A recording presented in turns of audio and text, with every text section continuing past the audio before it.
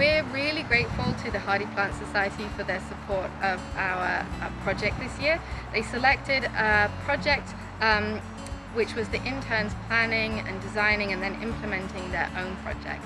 And it was a fantastic opportunity for them to get a real hands-on experience and work on a project right from its conception all the way to the end when they were able to plant, and they worked together. It was a wonderful educational opportunity, and we know it will be a wonderful project with benefits for years to come for wildlife and visitors to Riverbend.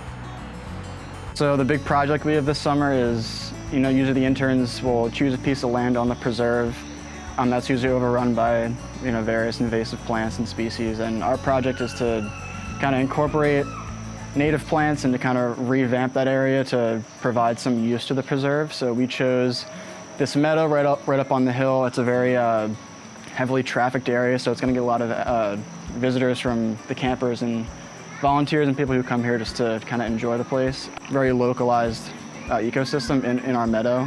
And we're hoping that with planting native plants, it'll attract, obviously pollinators, other native species to kind of, turn an area that was once pretty ravaged by invasive plants and only so many things growing to this, newly revamped, thriving ecosystem. And so we decided to get rid of these invasives and put in native species to bring in pollinators. As a group, we discussed what things can grow best in this environment, being their different levels of light, and how we can have things cover and spread the area and attract different plants.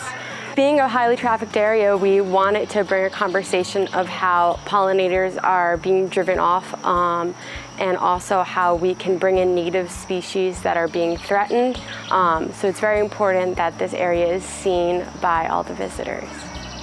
So there were a lot of different kinds of invasives, the worst one for us being 5-leaf akebia, and we've slowly found out the easiest way to remove that without herbicides is by using pickaxes, which has been taking a long time, but it seems to be really effective. And then when we came to ordering plants to replace, we kind of looked at ones that are already thriving at Riverbend and ones that would create a lot of ground cover to prevent the invasives from coming back. And we looked at different nurseries and chose a few from each just to make sure we had a wide variety for pollinators. It was really shocking to me to see just how invasive the species was. It had completely dug its roots in throughout the entire area, spread out shoots everywhere, and it's really taken us a lot of time to pull this out. It has no competitors in the area and was really a good example to me as to how a species that has no competitors can just completely take over an entire space.